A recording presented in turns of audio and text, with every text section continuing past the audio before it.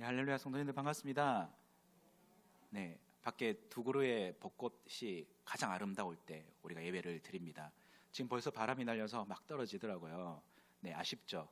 네, 오늘도 사진도 찍으시고 하시던데 아름다운 봄날 보내셨으면 좋겠습니다. 야곱의 오늘 씨름, 천사와 씨름했다. 오늘 말씀의 제목은 어떤 사람과 씨름한 야곱인데, 오늘 본문에 보면 어떤 사람이라고 나오죠. 구약의 호세아서에 보면 천사라고도 표현이 됩니다.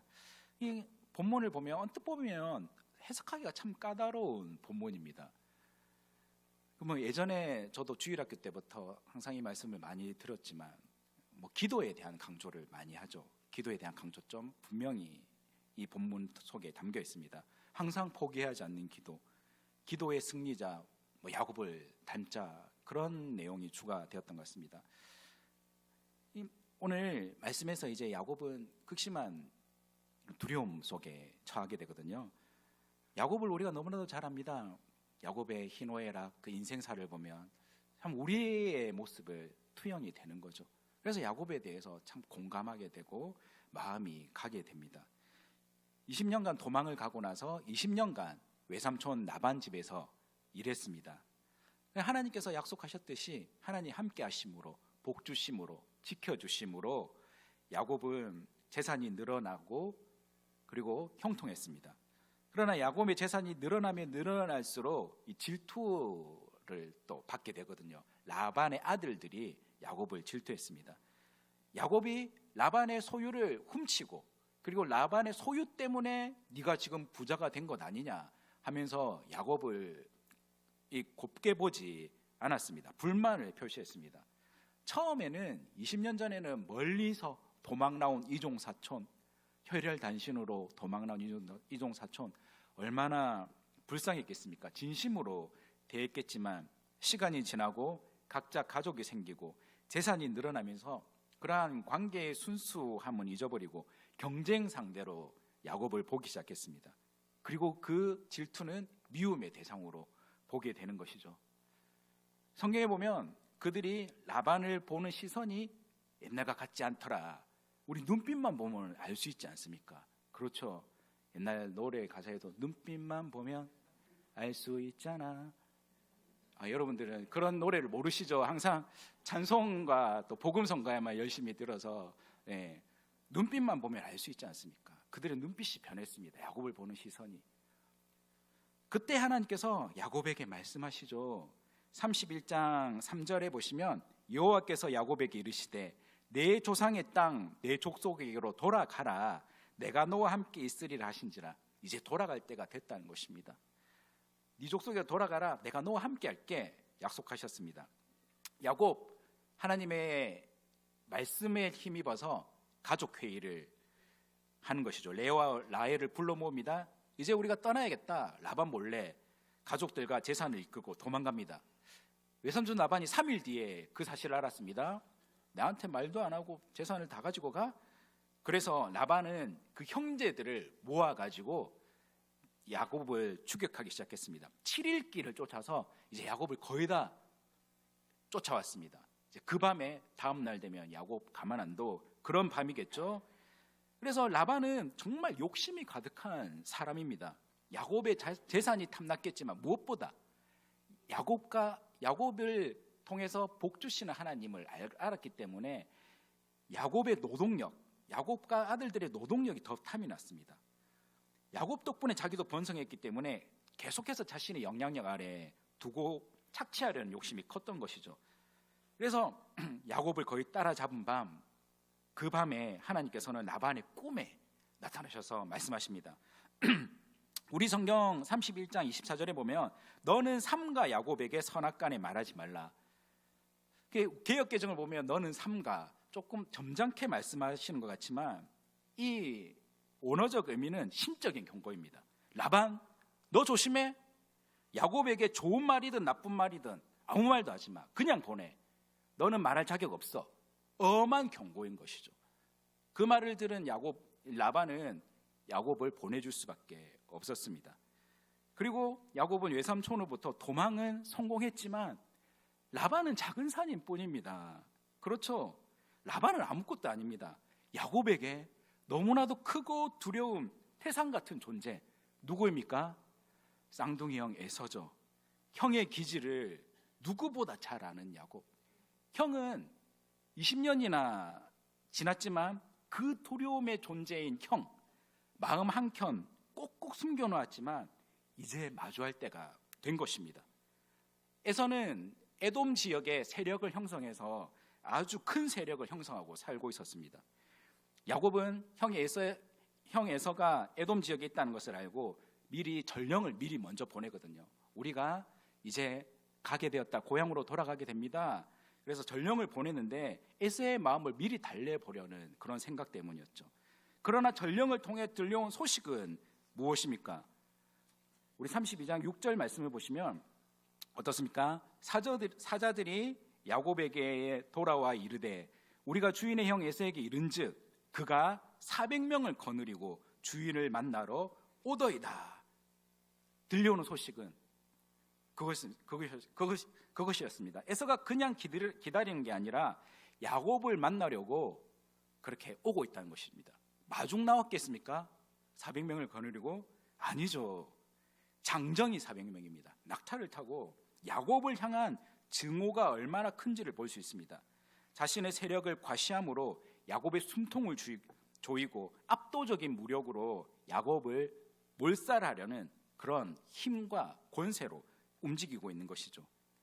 그때 야곱의 마음이 어떻겠습니까? 안 그래도 두려운 형인데 32장 7절 보시면은 야곱이 심히 두렵고 답답하여 라는 말씀이 있죠. 심히 두렵고 답답하여, 어찌할 바를 모르는 그런 상황, 압도적인 무력 앞에 정말 어찌해야 될지 모르는 그런 상황입니다. 하지만 야곱이 어떤 사람입니까? 정말 꾀돌이 아닙니까? 지금까지 라반에게 속고 속이며 자신의 재산을 쌓아왔던 사람입니다. 호락호락한 사람이 또 야곱이 아니죠. 열심히 머리를 굴립니다. 일단 자기의 재산을 두 때로 나누죠. 한 때가 털려도 한 때는 남아있으니까. 그래, 야곱은 지금 아마 주식 투자했으면 정말 잘했을 겁니다. 분산 투자죠. 분산 투자. 한 때는 털려도 한 때는 남아있으니까 그걸로 다시 하면 된다, 그런 생각 같았습니다. 그리고 야곱은 기도합니다. 9절에서 12절 말씀해 보시면 요약하자면 하나님, 형 에서가 너무 무섭습니다. 하나님 살려주세요. 그게 기도의 요지입니다. 야곱 기도하긴 했지만 기도 후의 행동을 보면 여전히 하나님을 100% 신뢰하지 못하고 있습니다. 지금까지 그렇게 살아왔듯 여러 가지 자신의 수단과 방법, 열심히 머리를 굴립니다. 13절에서 19절까지 어떤 머리를 굴립니까? 자기에게 재산이 정말 많거든요. 그래서 어마어마한 가축대를 세 떼로 나눕니다. 세 떼를 나누어서 거리를 두고 한 떼, 두 떼, 세 떼 그렇게 가게 하는 것이죠. 그래서 가다가 에서를 만나면 당신 동생 야곱이 주 에서에게 주는 예물입니다, 선물입니다, 그렇게 말해. 그리고 당신의 동생 야곱은 뒤에서 지금 오고 있습니다, 그렇게 말하라고 합니다.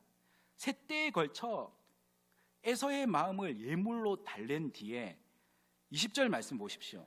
20절 말씀에 보시면 내가 내 앞에 보내는 예물로 형의 감정을 푼 후에 대면하면 형이 혹시 나를 받아주리라, 그런 기대와 마음으로 머리를 굴려서 세 때로 이렇게 자신의 예물을 보낸 것입니다.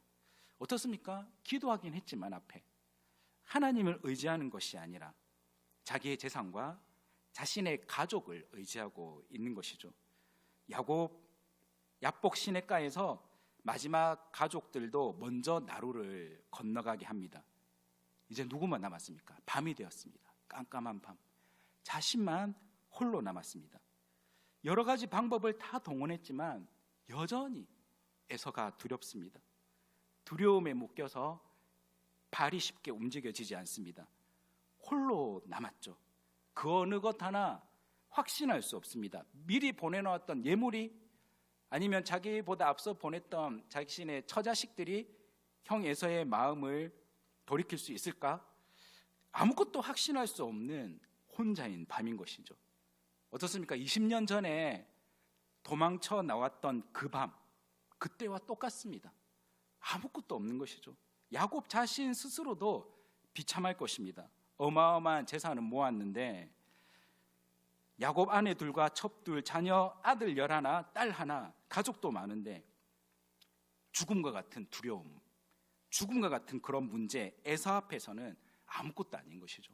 결국 또 혼자입니다. 그동안 속고 속이면서 모아온 재산, 그 힘과 권세, 자원이 아무것도 아니라는 것을 깨닫게 되는 그런 순간이죠. 어찌할 바를 모른 그런 순간입니다. 성도님들, 누가 야곱의 그 마음속에 깊숙이 자리 잡고 있는 극심한 두려움을 공감하고 위로할 수 있겠습니까? 우리가 함부로 이 야곱을 보면서 평가할 수 있겠습니까? 용기도 없이 못 나가. 그럴 수 없습니다. 우리도 아무도 그의 마음을 위로하지 못하고 아무도 다가가지 못하는 그 밤입니다. 야곱은 너무 쓸쓸하고 외롭습니다. 그러나 그런 야곱을 다시 찾아가서 만나시는 분이 있죠. 누구이십니까? 우리 하나님이시죠. 오늘 말씀은 어떤 내용입니까? 간절한 기도로, 포기하지 않는 기도로 하나님을 복을 얻어낸 야곱을 본받자. 그게 아닙니다. 오늘 말씀의 핵심은 무엇입니까? 야곱은 극심한 두려움 속에 하나님을 더 크게 보지 못했습니다. 하나님의 약속을 믿었어야 됐습니다. 내가 너와 함께 할게, 너 돌아가도 돼, 지켜주겠다는 약속을 믿었어야 되는데 그 약속의 말씀보다 눈앞에 놓여있는 현실, 에서에 대한 두려움이 하나님보다 더 크게 보였습니다. 이런 야곱, 어떻게 보면 정말 패배자이고 자신보다 자기 목숨을 살리려고 자신의 처자식을 먼저 앞으로 내보낸 비열한 인간이라고 할 수가 있죠. 그런 야곱 누가 찾아가서 위로해주고 공감해줄 수 있겠습니까? 우리는 그러지 못합니다. 그러나 그런 야곱에게 베델에서 야곱을 만나주셨던 그 하나님께서 결국 다시 혼자인 야곱을 하나님이 다시 찾아가 주시고 다시 패배자가 아닌 이긴 자로 세워주신 것이 이 말씀의 핵심이라고 할 수가 있는 것이죠. 그동안 야곱은 진정 영적으로 하나님을 만난 경험이 없는 것이었습니다. 여기 보면 어떤 사람이 와서 야곱을 만납니다. 어떤 사람. 다니엘서에 보면 인자 같은 이라는 그런 표현이 있죠. 하나님인 것 같은데 사람인 것 같은데 사람은 아닌, 하나님인 것 같은데 하나님은 아닌. 어떻습니까? 야곱이 그에게 이름을 물어봅니다. 그리고 나서 내가 하나님을 보았으나 내가 살았다. 그 존재가 초월적인 존재, 신적인 존재, 하나님이라는 것을 깨닫게 된 것이죠. 이 땅에 오신 삼위 하나님, 예수 그리스도의 모습이 이곳에 나타나게 된 것입니다. 야곱은 그 초월적인 존재, 어떤 사람 붙들고 늘어집니다. 씨름하는 것이죠. 씨름, 힘이 빠질 때까지 붙들고 늘어졌습니다. 나를 살려줄 수 있는 존재에 대해 끝까지 매달리는 것 당연하지 않겠습니까? 어떻게든 살려고 붙들고 늘어지는 것이죠. 그때 그 어떤 사람은 야곱의 무엇을 부러뜨립니까? 이 허벅지 관절을, 뼈를, 가장 큰 뼈죠. 그걸 부러뜨립니다. 그래도 끝까지 붙들고 늘어지면서 야곱은 어떤 사람을 매달리고 있는 것입니다. 당연한 모습이죠. 사랑하는 성도 여러분, 우리도 그럴 때가 있습니다. 가족의 문제, 자녀의 문제, 내가 어떻게 할 수 없는 그 두려운 문제, 내가 혼자 스스로 결정해야 될 어두운 밤이 찾아올 때가 있는 것이죠. 내 스스로는 할 수 없는 그러한 일들, 그러한 문제 앞에서 우리 인생의 어두운 밤, 두려운 결단의 시간, 그때가 하나님께서 우리를 찾아오시는 밤이라는 것을 기억하셨으면 좋겠습니다. 하나님은 우리에게 그럴 때 반드시 다가오십니다. 그럴 때 다가오셔서 말씀을 생각나게 하시거나 무릎을 꿇고 엎드릴 수밖에 없는 간절한 마음을 주시거나 찬송을 계속 듣게 하시고 찬송을 부르게 하실 때가 오시는 것이죠.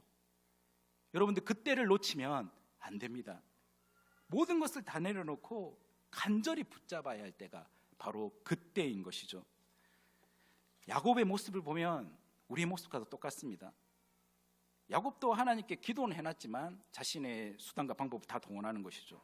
우리도 실컷 기도는 해놓고 그 후의 행동을 보면 어떻습니까?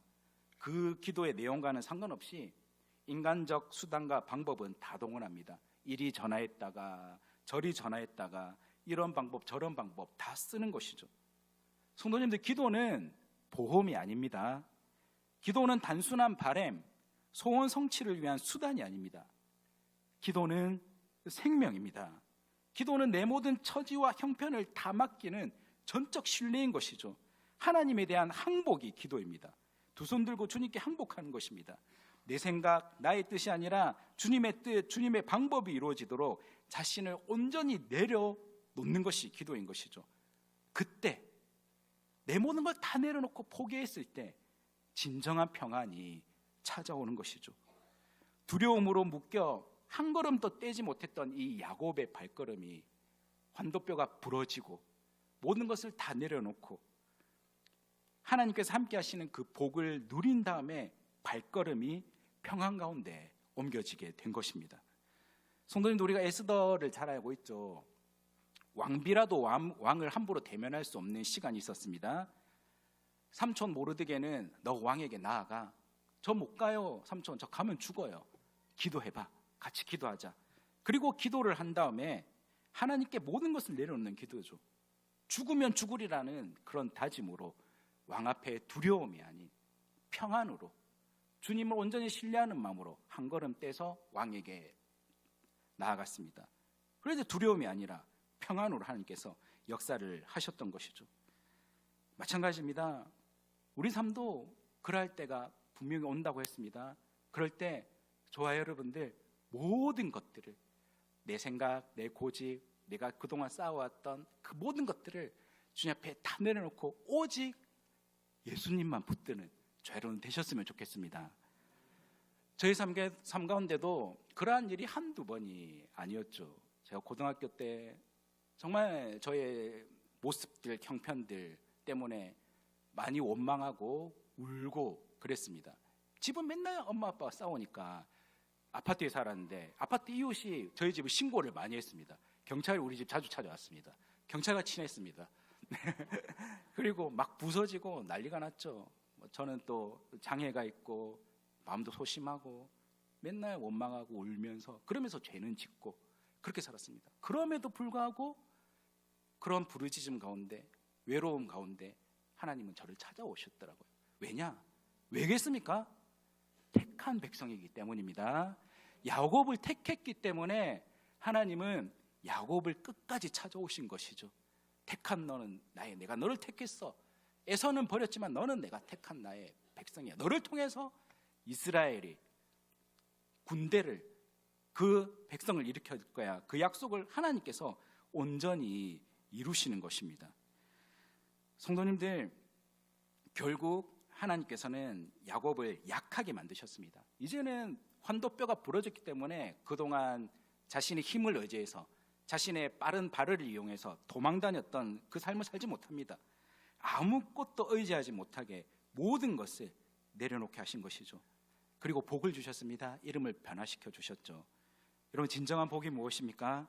하나님을 만나 영적으로 깨어지고 박살나는 것이 진정한 복입니다.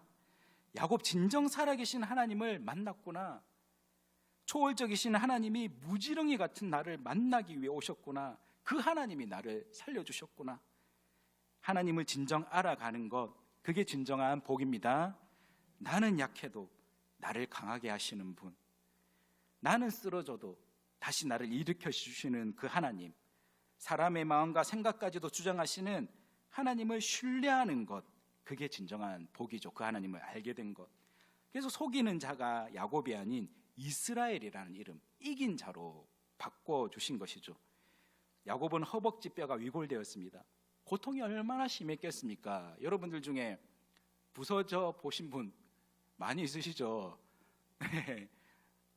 그래서 얼마나 아픕니까? 고통이 심할 것입니다. 지팡이를 의지해서 절뚝절뚝거리면서 형 앞에 두려움이 아니 이제 담대함으로 나갑니다. 하나님이 함께 하신다 약속하셨으니까 고통이 심하지만 도망가지 못하지만 이제 형 앞에 담대하게 형을 만나러 가는 것이죠. 그때 에서가 저 멀리서 보니까 야곱이 쩔뚝쩔뚝거리고 오거든요. 그 야곱을 보니까 그냥 형 에서의 마음이 녹아버린 것입니다. 그리고 동생을 안고 껴안고 같이 엉엉 우는 거죠. 그동안의 증오가 모든 것이 내려앉고 서로 화해하게 되었습니다. 그걸 누가 주장하셨습니까? 야곱의 예물이 그것을 만들었습니까? 아니죠. 야곱의 가족이 그걸 만들었습니까? 아닌 것입니다. 하나님께서, 하나님을 만난 야곱이 변화되었고 인간의 생각과 마음을 주장하신 하나님께서 에서의 마음을 녹이신 것입니다. 창세기 33장 10절 말씀을 보십시오. 창세기 33장 10절 우리 함께 읽어보겠습니다. 야곱이 이르되 그러지 아니하니이다. 내가 형님의 눈앞에서 은혜를 입었사오면 청하건대 내 손에서 이 예물을 받으소서. 내가 형님의 얼굴을 배운즉 하나님의 얼굴을 본 것 같사오며 형님도 나를 기뻐하심이니이다. 아멘. 그렇죠. 형님의 얼굴을 본즉 하나님의 얼굴을 본 것 같사오며 야곱이 변화된 거죠. 두려움의 대상, 정말 마주치기 싫은 형님이 아니라 하나님께 모든 것을 맡겨드리고 쩔뚝쩔뚝거리면서 약하지만 강함 대신 하나님을 바라보면서 걸어갔을 때 형님의 얼굴이 하나님의 얼굴처럼 보이는 것이죠. 모든 두려움이 없으니까 평안으로 나아갔으니까 그런 역사가 일어난 것입니다. 사랑하는 성도 여러분, 우리가 사순절 기간을 보내고 있습니다. 예수님의 고난, 십자가를 바라보는 기간이죠. 십자가는 무엇이죠? 패배한 인생의 상징입니다. 범죄로 인한 저주와 죽음의 상징이 십자가죠. 그러나 우리의 죄로 우리가 매달려야 하는 것이 십자가인데 우리 예수님께서 우리 대신 십자가를 지셨습니다. 그래서 십자가를 통해서 우리는 패배자가 아닌 승리자가 되게 만들어 주신 것이죠. 오늘 말씀 속에 패배자 야곱이 아닌 이긴 자 야곱으로, 이긴 자 이스라엘로 만들어 주셨던 말씀이 그 십자가에 담겨져 있는 것입니다. 그렇기 때문에 사도 바울은 십자가만을 자랑한다고 선포했습니다. 패배와 죽음의 십자가지만 우리에겐 승리와 생명의 십자가, 그 보혈을 통해서 우리를 구원하여 주신 그 은혜를 우리가 누리게 된 것입니다. 성도님들, 우리가 인생의 야곱처럼 밤이 찾아올 때가 있습니다. 아무것도 의지할 수 없을 때, 아무것도 우리를 위로하지 못하고 공감하지 못하는 그 순간, 내 혼자 그 두려움에 맞서서 선택해야 될 그 순간. 그러나 우리는 혼자가 아닙니다. 우리 예수님께서 여러분들을 찾아가 주실 것입니다. 그리고 이 보시면은 분이엘에 지나고 해가 돋았더라, 그 말처럼 새벽의 빛이, 그 여명이 비치게 되는 것이죠. 우리 예수님이 함께 하시는 날, 우리는 모든 것을 다 잊고 내가 고통과 아픔과 절망 가운데 놓일지라도, 모든 것이 약해질지라도 우리 예수님이 함께 하시면 우리는 강하고, 우리 예수님이 함께 하시면 우리는 넘어졌다고 다시 일어날 힘이 생기는 것입니다. 그 예수님을 의지하면서 승리하시고, 시편 56편 11절 말씀처럼 내가 하나님을 의지하였은즉 두려워하지 아니하리니 사람이 내게 어찌하리까 라는 그 말씀처럼 우리 모든 두려움의 존재, 두려워하는 그 대상에 대해서 우리가 하나님을 의지하였은즉 사람이 우리에게 어찌하지 못하고 모든 권세가 우리를 어찌하지 못한다는 것, 그런 믿음을 가지고 항상 승리하시는 저와 여러분들의 삶이 되기를 주님의 이름으로 축복합니다.